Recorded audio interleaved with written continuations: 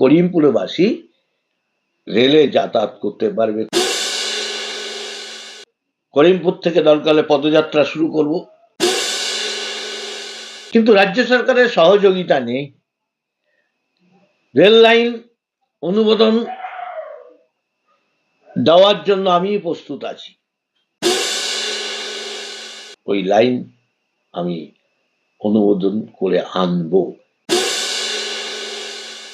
যদি আমরা সরকারে আসি, দ্রুত রেল লাইন তৈরি হবে এবং সেটা কাজ করব, অনুমোদনও হবে।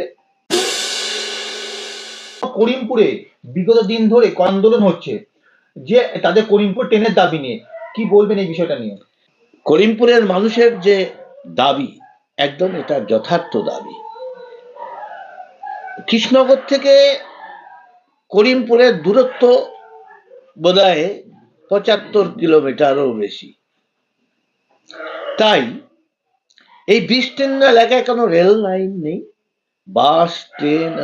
বাস, ছোট গাড়ি, তারা ফুয়েল খরচ করে, পর্যাবরণ নষ্ট করে যেতে হয়, বহু সময় দাঁড়িয়ে থাকতে হয়, আর যাওয়া মানে কষ্টকর ব্যবস্থা।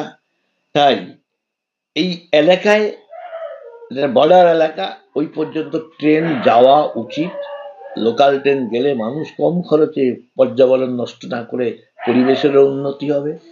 লাইন পৌঁছানোর দরকার, কিন্তু রাজ্য সরকারের সহযোগিতা নেই।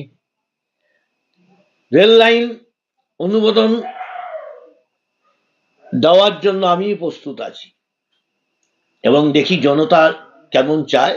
আমি যাব, করিমপুর থেকে দরকার হলে পদযাত্রা শুরু করব। জনতা তাদের ডিমান্ড কতটা একজুট হয়েছে সেই দাবি নিয়ে আমি রেলমন্ত্রীর কাছে গিয়ে আমি কথা দিতে পারি ওই লাইন আমি অনুমোদন করে আনব। কিন্তু রাজ্য সরকার জমি দিতে পারবে কিনা, বিভিন্ন প্রকল্প রাজ্য সরকারের গাফিলতির জন্য জমি তারা আদায় করে দিচ্ছে না। এই দায়িত্ব রাজ্য সরকারের সংবিধান অনুসারে। তাই যদি আমরা সরকারে আসি, দ্রুত রেল লাইন তৈরি হবে এবং সেটা কাজ করব, অনুমোদনও হবে এবং করিমপুরবাসী রেলে যাতায়াত করতে পারবে।